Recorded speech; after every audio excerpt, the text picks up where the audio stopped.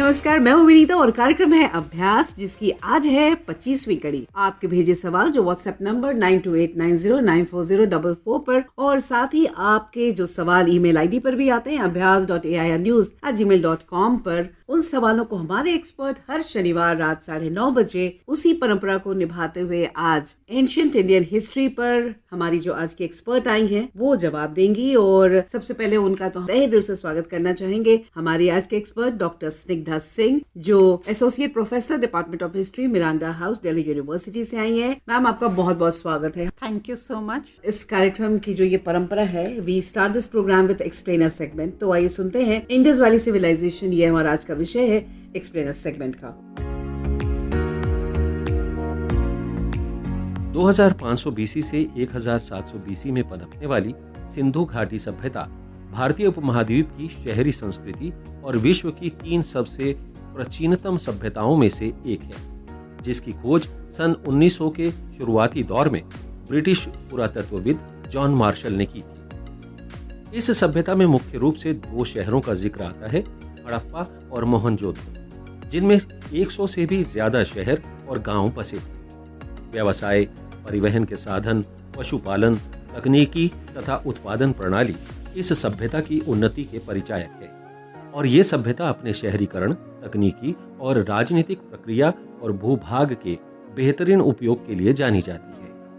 इसके अलावा भट्टी में तपाई ईंटों से घर बनाना, पूर्ण विकसित निकास प्रणाली, जल आपूर्ति की परियोजना और अपनी गैर आवासीय भवन निर्माण का भी अद्भुत नमूना पेश करती है।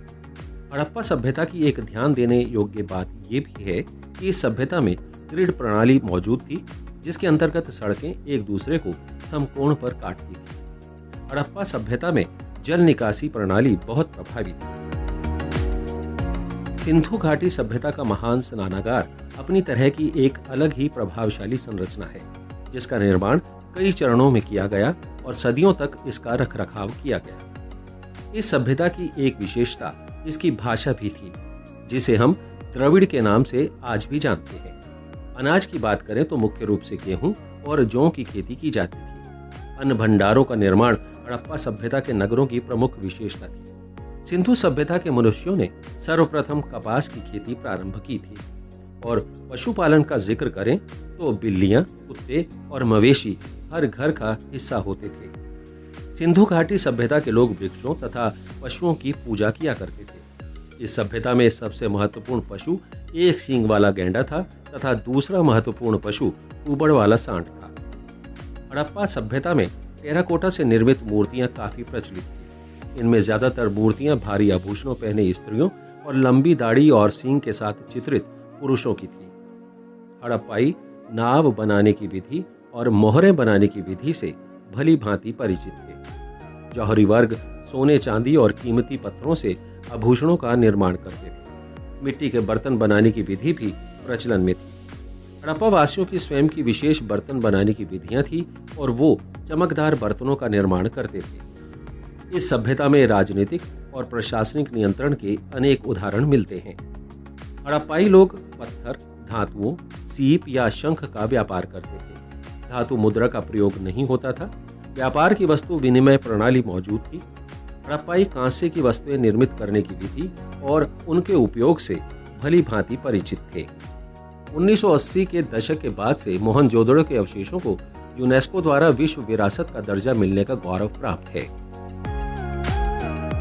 Thank you Rakesh. Doctor Snigdha Singh जो हमारे साथ हैं, और साथ ही कुछ सवाल। तो जो पहला सवाल है वो एक्सप्लेनर सेगमेंट से ही पूछना चाहूंगी, क्योंकि ये मोहम्मद दानिश बिहार से हैं और उन्होंने पूछा है, सिंधु घाटी सभ्यता का पतन आक्रमणों के कारण हुआ था, क्या हम इससे सहमत हो सकते हैं? पहली चीज मैं ये बताना चाहूंगी कि किसी भी सभ्यता का पतन या उत्पत्ति केवल एक कारण से नहीं होता है। हमेशा बहुत सारे कारण होते हैं। एक जिसे हम कहते हैं कैटलिस्ट या कॉजेटिव फैक्टर हो जाता है, यानी जो लास्ट कड़ी हो जाती है पतन की। पहले की दृष्टिकोण में होता था कि आक्रमण ही एक कारण है कि आर्य आए और उन्होंने सिंध सभ्यता की पतन कर दी। पर जो हमें सोचने वाली बात यह है कि सिंधु घाटी की जो सभ्यता है ये बहुत विस्तृत है, और बहुत इम्पोर्टेंट बात यह है कि बहुत सालों तक चला हुआ है। क्या एक कारण हो सकता है इस सभ्यता के पतन का कारण? नहीं। क्या आक्रमण ही एक कारण है या क्या आक्रमण कारण बन सकता है? मैं सीधे सीधे कहूंगी कि बिल्कुल नहीं। एक बायोलॉजिस्ट है जिन्होंने इस पे रिसर्च किया है, नाम है उनका केनेडी। उन्होंने बोन्स को स्टडी किया, जो हड्डी मिली थी सिंध सभ्यता में,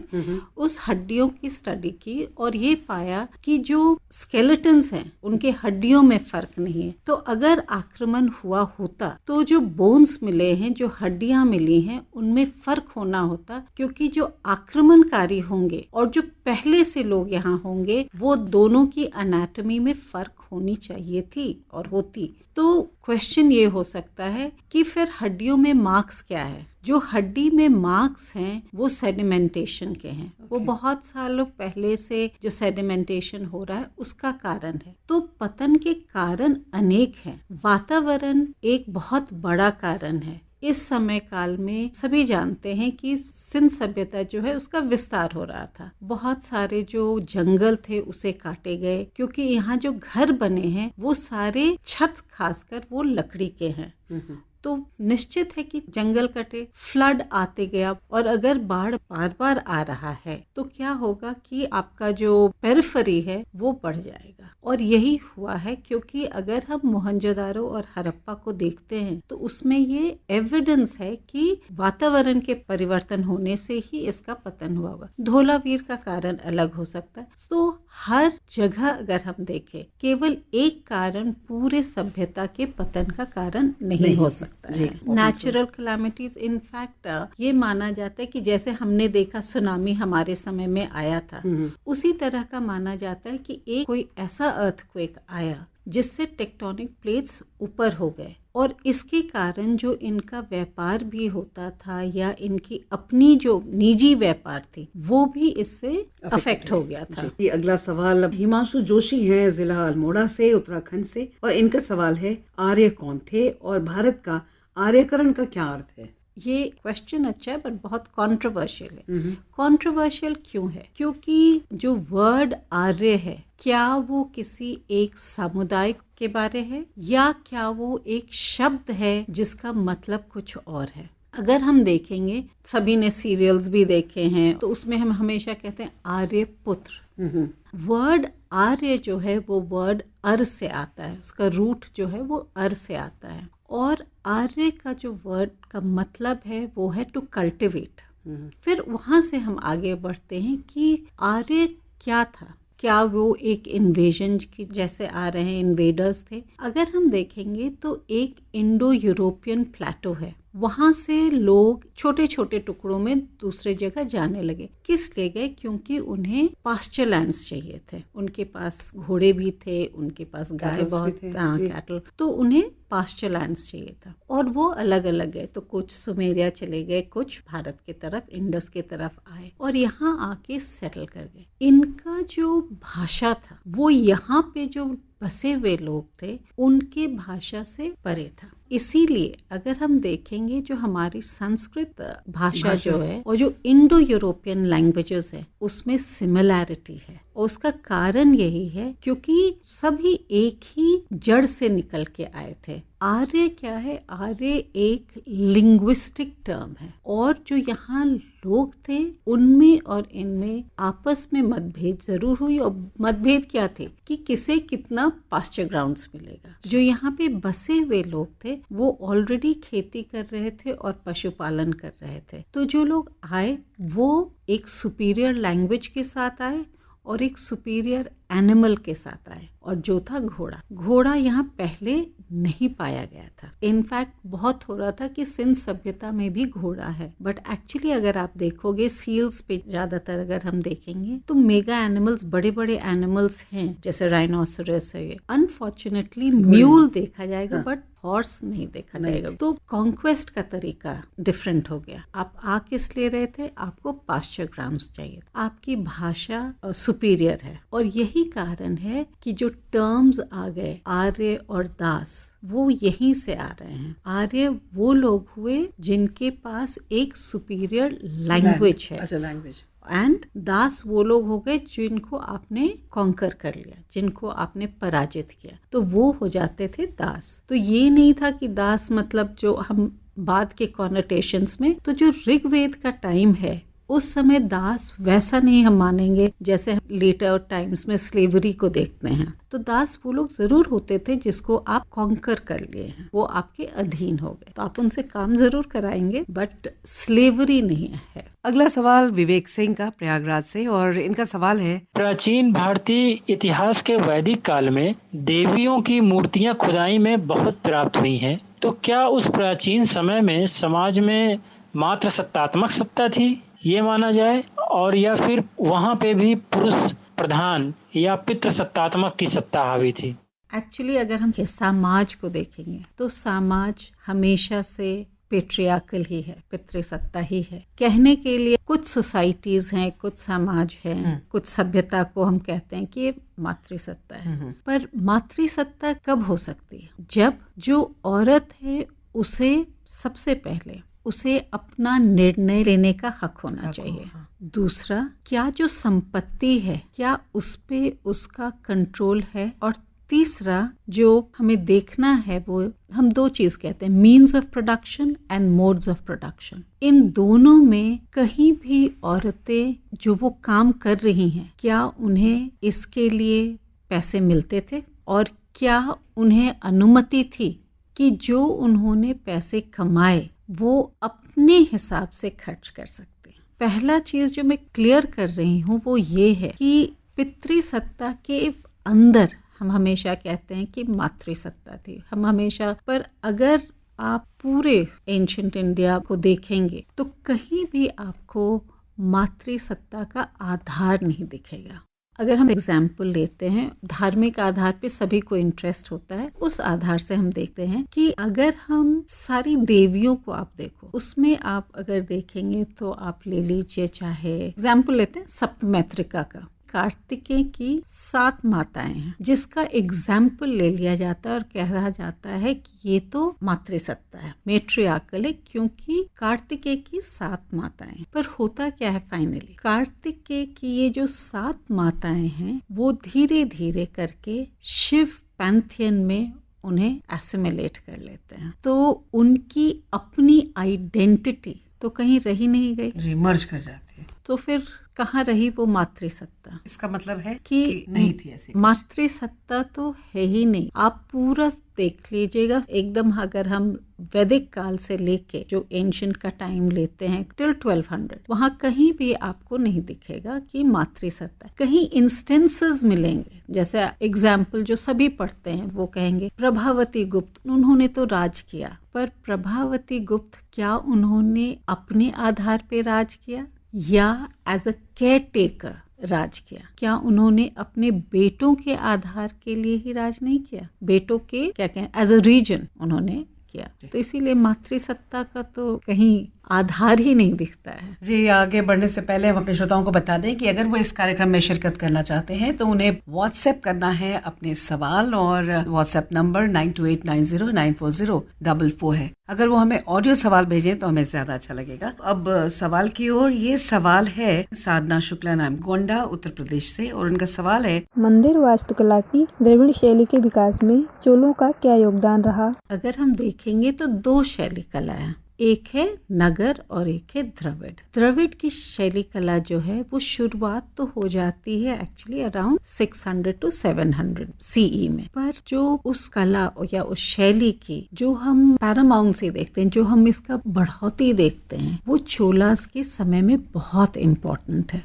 इनफैक्ट चोलास के समय में हम 4 चीज भी बोल सकते हैं बहुत इम्पोर्टेंट था। एक था मंदिर का निर्माण, दूसरा था उनका पेंटिंग्स, तीसरा स्कल्पचर्स जो बहुत इम्पोर्टेंट था, चौथा जो देखने लायक है वो है लैंडस्केपिंग। इनफैक्ट अगर हम कोई भी मंदिर देखेंगे चोला के समय का तो ये देखेंगे एक बहुत इम्पोर्टेंट है उनकी डिटेलिंग, और बेस जो होता है उसमें प्रवेश करने का और निकलने का, जो 2 चीज का ध्यान हमेशा रखना चाहिए। और जब एंटर करते हैं, हम कोई भी मंदिर एंटर करते हैं तो हम हमेशा ये ध्यान रखते हैं कि हम गर्भगृह के तरफ देख रहे हैं। और अगर आप चोला के मंदिरों को देखेंगे तो एक पिरामिडिकल स्ट्रक्चर भी आपको दिखेगा और हाइट दिखेगी जो आपको पहले के मंदिर में नहीं दिखता है, एक्सेप्ट शोर टेम्पल। शोर टेम्पल भी आपको पिरामिडिकल स्ट्रक्चर्स में दिखेगा। दूसरी चीज आप देखेंगे कि जितने भी दीवारें हैं मंदिर के अंदर, वो कोई भी वॉल आपका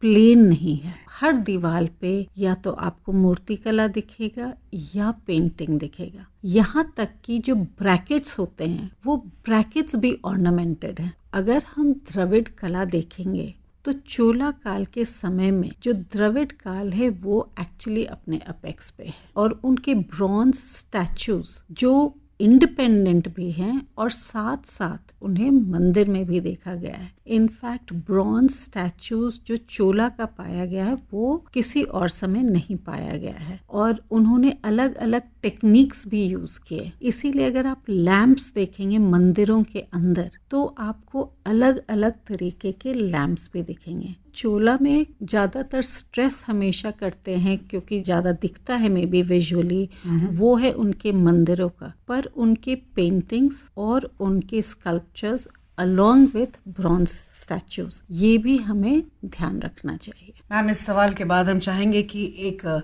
छोटा सा म्यूजिकल ब्रेक लें और इसमें आपकी पसंद का गीत हम चाहेंगे अपने लिसनर्स को सुनवाना। किशोर कुमार का कोई भी पुराना गाना आप सुना दें। प्यारा सा गाना हम अपने दोस्तों को सुनवाते हैं। फिल्म इम्तिहान में एक बहुत ही अच्छा किशोर कुमार का गाना है।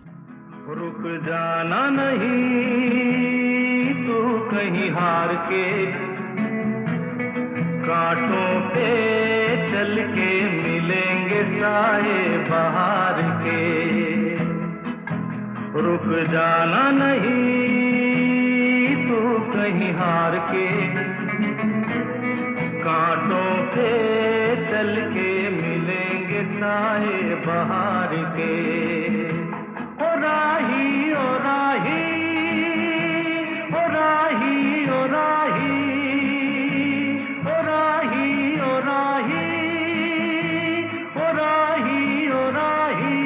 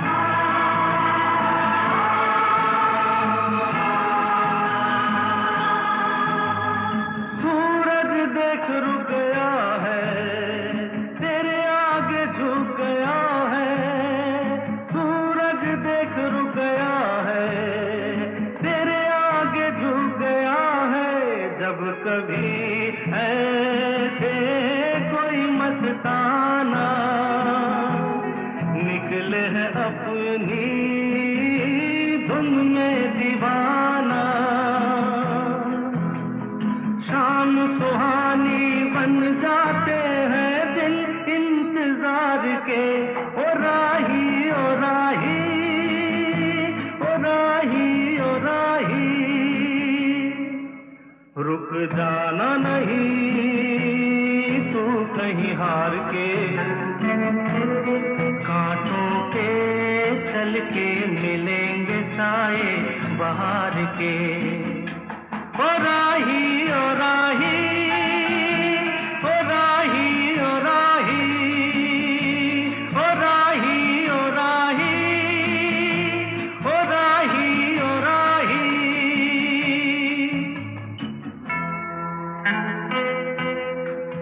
वेलकम बैक फ्रेंड्स, बातें चल रही हैं कार्यक्रम अभ्यास में। तो अब हम ये अगला सवाल लेते हैं। ये आनंद ग्वालियर एमपी से जो ये सवाल पूछ रहे हैं। मेरा प्रश्न ये है, क्या भारत में सामंतवाद था? ये सवाल क्यों आ रहा है? क्योंकि पहले और अभी के जो इतिहास लेखन है उसमें बहुत परिवर्तन आ गया है। पहले जब इतिहास लिखा गया था और जब पहली बार प्रोफेसर थापर ने अशोक पे उन्होंने अपनी जो किताब लिखी थी, उस समय उनके पास जो उन्होंने सोर्सेज देखे थे वो कम थे। बाद में बहुत सारे आर्कियोलॉजिकल एक्सकवेशंस हुए और भी सोर्सेज उभर के आए, इसीलिए ये चेंजेस आते गए। पहली बात ये है कि शुरू में ये माना गया था कि अशोक का जो राज्य है वो केंद्रीकरण है। पहली बार प्रोफेसर थापर ने भी अपनी किताब में थोड़ा सा मेंशन किया था, जिसका क्रिटिसिज्म आया था फुसमैन से, बॉन्गार्ड लेविन से, और उनका कहना था कि जब ये साम्राज्य इतने इतनी विस्तृत है, तो केंद्रीकरण कैसे हो सकता है? क्योंकि अगर कोई पाटलिपुत्र से तक्षशिला मैसेज भेजना चाहे तो उसमें बहुत टाइम लग जाएगा, तो केंद्रीकरण तो हो ही नहीं सकती है। या अगर सेना भी जा रहा है तो एक जगह नहीं। प्रोफेसर थापर ने अपनी ही थिंकिंग को रिवाइज किया और उसके बाद उन्होंने बहुत इंटरेस्टिंगली एक तैयारी की और बताया 3 तरह के फॉर्मेशंस हैं, राजनीतिक फॉर्मेशंस हैं। पहला फॉर्मेशन है, उसको कहते हैं मेट्रोपॉलिटन साम्राज्य जैसे क्या है, और वहाँ वो है जहाँ पे राज्य बन चुका है। पाटलिपुत्र और उसके आसपास की जगह इसमें आती है, बेसिकली कॉन्सेंट्रिक सर्कल्स हो गए। और दूसरा जो उसके बाहर का एरिया है उसे कहते हैं कोर एरिया, जो प्रोविंसेस प्रांत थे, यहाँ पे अभी राज्य की स्थापना नहीं हुई थी। और तीसरा जो उन्होंने कहा वो है पेरिफेरी, जिसे हम कहते हैं उप साम्राज्य जो हुआ। और उन्होंने कहा कि अगर हम तीनों को देखेंगे और जो पेरिफेरी है वो ज्यादातर उनका जो राजनीतिक फॉर्मेशन होगा वो जनसंघ का होगा। पॉलिटिकल फॉर्मेशन 3 अलग राजनीतिक फॉर्मेशंस देखा जा रहा है, जहाँ पे आप सेंटर को आप बेशक कह सकते हो कि वहाँ पे राजा का कंट्रोल था, लेकिन ये दो जो थे कोर और पेरिफेरी, इन दोनों में राजा का केवल कंट्रोल क्या होता था कि यहाँ से कर आना चाहिए, बस यही था। तो कंट्रोल नहीं था और गवर्नेंस केंद्रीकरण नहीं था। तो इसीलिए अब ये माना गया है कि मौर्य साम्राज्य जो है उस वहाँ पे केंद्रीकरण नहीं है। 3 अलग अलग राजनीतिक फॉर्मेशंस हैं, वही उनके गवर्नेंस का है। क्वेश्चन इसी से आ जाता है कि क्या आर्थिक केंद्रीकरण था? वो भी नहीं था, क्योंकि जो प्रांत की जगह थी उस प्रांत में जो भी अनाज उपज सकता था, अगर मान लीजिए वो बिहार का एरिया है तो वहाँ पे आपको चावल ज्यादा, पंजाब का एरिया है तो गेहूं ज्यादा, तो जो वो उत्पत्ति करना चाहते थे वो कर सकते थे। ना तो राजनीतिक केंद्रीकरण था, ना ही आर्थिक था। Next question is from Saddam. कहाँ से है उन्होंने नहीं लिखा, लेकिन उनका सवाल है list 1 major difference between manuscripts and inscriptions. Very interesting. सबसे पहले इंस्क्रिप्शंस कहाँ लिखी गई हैं और मैन्युस्क्रिप्ट कहाँ लिखी गई। इंस्क्रिप्शंस जो हैं अगर आप देखिएगा तो अभिलेख पत्थर पे जो है, अभी हम मौर्यस की बात कर रहे थे, आपको one of the first inscriptions, ऐसे तो सिंध सभ्यता में भी मिली है पर हम पढ़ नहीं पाए हैं, बट मौर्यस के समय में, स्पेशली अशोक के समय में, जितनी भी रॉक एडिक्ट्स हैं, माइनर, मेजर, पिलर एडिक्ट्स जो हैं, ये सारे किस पे लिखे हुए हैं? पत्थर पे लिखे हुए हैं। इंस्क्रिप्शंस जो हैं वो आपको ब्रॉन्ज पे भी मिल सकते हैं, टैबलेट्स पे मिल सकते हैं, दीवारों पे भी मिलते हैं। इंस्क्रिप्शंस बहुत सारी माध्यम है। मैन्युस्क्रिप्ट जो है वो नेचुरल, वो आपके या तो आपने पाम लीफ पे लिखा है या पेपर पे लिखा है, तो ये एक बहुत। और इंस्क्रिप्शंस ऐसे माना जाता है, बट ऐसा है नहीं। माना जाता है कि इंस्क्रिप्शंस कभी खराब नहीं होते, मैन्युस्क्रिप्ट गल जाते, बट ऐसा बिल्कुल नहीं है। बहुत सारे इंस्क्रिप्शंस डिफेस्ड हो गए हैं जी, लैंग्वेज में फर्क आ गया है। तो ये भी नहीं है कि हमेशा की इंस्क्रिप्शंस है तो वो हमेशा रहेंगे। ज्यादातर ये पाया गया कि एटलीस्ट हमारे पास कुछ तो सोर्स है। अगला सवाल देहरादून से। मेरा नाम प्रीति गुप्ता है,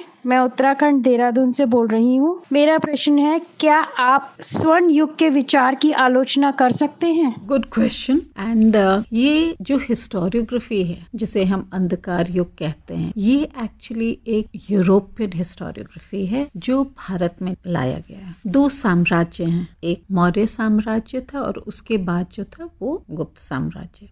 इन दोनों के बीच जो समय है उसमें कोई एक राज्य नहीं था, जिसे हम कहते हैं चेकर्ड पॉलिटिक्स। बहुत सारे छोटे छोटे साम्राज्य थे, छोटे छोटे इसलिए कह रही हूँ, जैसे डेक्कन में आपका सातवाहंस था, वेस्ट में देखेंगे तो शाकास थे, पार्थियंस थे, इंडो ग्रीक्स थे, ईस्टर्न साइड में देखें, स्पेशली नॉर्थ वेस्ट ईस्ट में देखेंगे, तक्षशिला के पूरे साइड पे देखेंगे तो उस समय कुशान्स थे। कहने का ये मतलब है कि अगर कोई राजनीतिक एकीकरण नहीं देखा जा रहा है तो इसका ये कारण नहीं कह सकते हैं कि यहाँ पे ये अंधकार युग था। अगर इस समय काल को हम देखेंगे तो पाएंगे कि इस समय व्यापार अपने चरम सीमा पे था। जो मेडिटेरेनियन ट्रेड है उसके साथ व्यापार हो रहा था और इस समय बहुत सारे बुलियंस भी, हमारे गोल्ड बुलियन आ रहे थे। ये हमें किस तरह से दिखाया जाता है कि इस समय की आर्थिक स्थिति इतनी अच्छी थी, क्योंकि अगर आप देखें तो आपको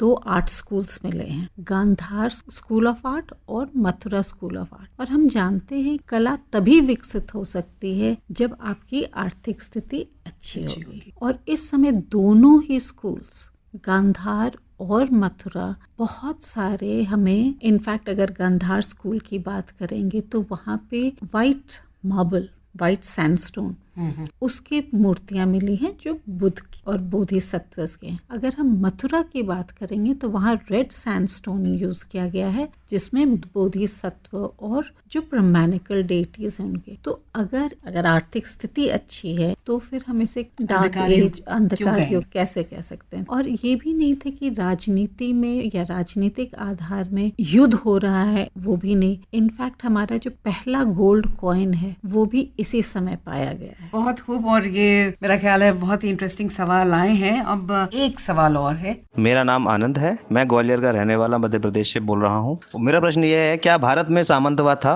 सामंतवाद, जैसे हमने वो डार्क एज की बात की, सामंतवाद भी वैसे ही कहते हैं कि वो यूरोपियन कॉन्सेप्ट से आ गया। सामंतवाद किस आधार पे कहने लगे? क्योंकि गुप्त काल के समय से, इनफैक्ट पहला जो भूमिदान हुआ वो सातवाहन के समय से था और उसके बाद गुप्त काल में भूमिदान हुआ। धीरे धीरे राजा का पावर था वो कम होते गया, क्योंकि अब राजा ने भूमिदान दे दिया क्षेत्र स्वामी को और क्षेत्र स्वामी ने कर्षक।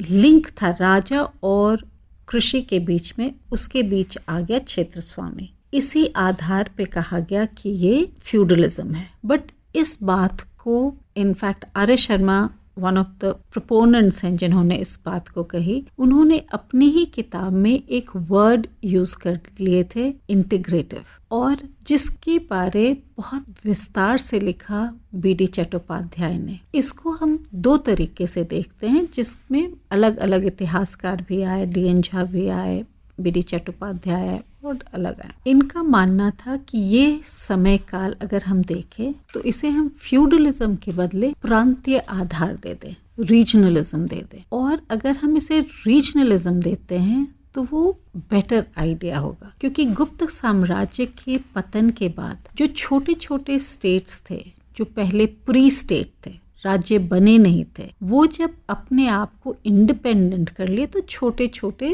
राज्य की निर्माण शुरुआत हुई।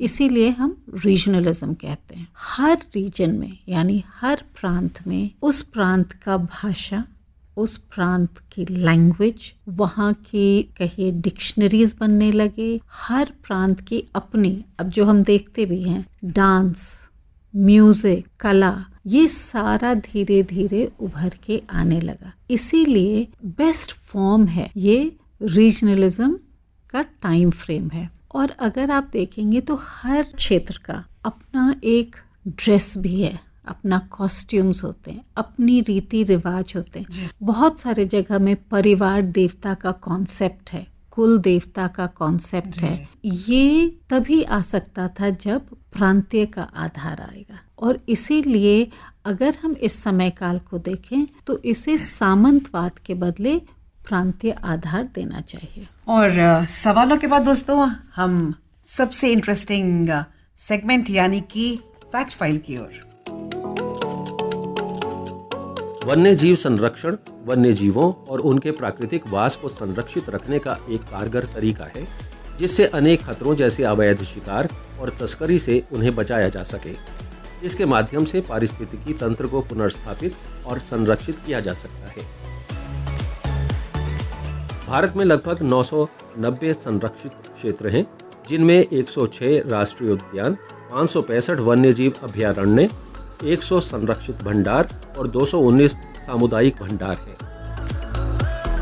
भारत सरकार ने देश के वन्य जीवन को संरक्षित रखने के लिए अनेक ठोस कदम उठाए हैं, जिनमें मुख्य तौर पर सन 1972 में भारतीय वन्य जीव संरक्षण अधिनियम का पारित किया जाना है, जिसका मकसद वन्य जीवों के अवैध शिकार, मांस और खाल के व्यापार पर रोक लगाना है। इस दिशा में 1972 में बाघों को सुरक्षित रखने और उनके बचाव के लिए शुरू की गई परियोजना प्रोजेक्ट टाइगर सबसे कारगर रही, जिससे 1973 से टाइगर रिजर्व्स की संख्या 9 से सन 2022 में 52 तक पहुंच गई और बाघों की संख्या में काफी बढ़ोतरी हुई।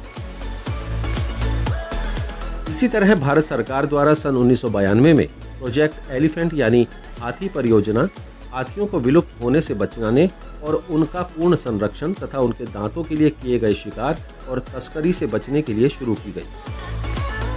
इसी श्रृंखला में भारत सरकार द्वारा शुरू की गई एक और परियोजना का जिक्र आता है, जिसमें मगरमच्छों के संरक्षण का जिम्मा लिया गया, यानी मगरमच्छ संरक्षण परियोजना, ताकि जो प्रजातियां विलुप्त होने के कगार पर हैं उन्हें बचाया जा सके। UNDP समुद्री कछुआ परियोजना भारतीय वन्य जीव संस्थान द्वारा ओलिव रिडले कछुओं के संरक्षण के लिए उठाया गया एक कदम है, जिसमें दूरमापी उपग्रह की मदद से समुद्र में उनकी आवाजाही पर नजर रखी जा सकती है। पर्यावरण, वन और जलवायु परिवर्तन विभाग ने गंगा नदी में बसी डॉल्फिन को राष्ट्रीय जलीय जंतु के रूप में भारतीय वन्य जीव संरक्षण अधिनियम में अनुसूचित किया है। दोस्तों, आज हमारे साथ डॉक्टर स्निग्धा सिंह ने बहुत सारे आपके सवालों के जवाब दिए और अब मेरा ख्याल है कि उन्हें भी हम ये अपॉर्चुनिटी दें कि वो हमारे लिसनर से एक सवाल पूछे। मैम, आप जो सवाल पूछेंगे उसका सही जवाब देने पर उन्हें मिलेगा एक ई-सर्टिफिकेट हमारी ओर से। पिछले अंक के जो विजेता थे उनका नाम बता दें, मोहम्मद अदीब, जो कि सकलडीहा, चंदौली, यूपी से हैं, और उनको बहुत बहुत बधाई। अब मैम, आपका सवाल। मैं एक बहुत छोटी और सिंपल क्वेश्चन पूछने वाली हूँ, और वो है, क्या इतिहास लेखन यानी क्या हिस्टोरियोग्राफी स्टैटिक है या डायनामिक है? तो इस सवाल का हमें जल्द से जल्द आप जवाब भेजें। 21 सितंबर तक हम आपके जवाबों का इंतजार करेंगे। और अंतिम पड़ाव पर जो एक बहुत ही इम्पोर्टेंट सेगमेंट एक और है, वो है हमारा एग्जाम्स यानी आगामी परीक्षाओं की जानकारी। तो आइए दीपमाला से लेते हैं इसकी जानकारी। राष्ट्रीय परीक्षण एजेंसी 20 से 30 सितंबर के बीच यूजीसी नेट दिसंबर 2021 और जून 2022 परीक्षा के दूसरे चरण का आयोजन करेगी। भारतीय खाद्य सुरक्षा और मानक प्राधिकरण 23 और 24 सितंबर को सहायक प्रबंधक सहित विभिन्न पदों के लिए कंप्यूटर आधारित परीक्षा के चरण 2 का आयोजन करेगा। बैंकिंग कार्मिक चयन संस्थान 24 सितंबर को अधिकारी स्केल 2 और 3 के लिए आरआरबी परीक्षा आयोजित करेगा। और चलते चलते हम आपको ये बता दें कि AIR न्यूज ऑफिशियल पर आप इस कार्यक्रम को लाइव सुन सकते हैं और YouTube पर आप इस कार्यक्रम को बार बार सुन सकते हैं। अभ्यास कार्यक्रम का जो अगला विषय होगा वो है ज्योग्राफी, और specifically physical geography and monsoons. आप इसके सवाल जल्द से जल्द हम तक पहुंचाएं, और आपको पता ही है, हमें आप व्हाट्सएप करें 9289094044 पर। और अब मुझे यानी विनीता को, और साथ में हमारी आज की मेहमान जिन्होंने बहुत ही इंटरेस्टिंग सवालों के जवाब उससे भी ज्यादा इंटरेस्टिंग वे में बताया, तो स्निग्धा मैम आपका बहुत बहुत शुक्रिया। थैंक यू सो मच, बहुत अच्छा लगा आके। आंसर्स थे आपके क्वेश्चंस के, वो आपको अच्छे लगे। मुझे दे इजाजत, नमस्कार।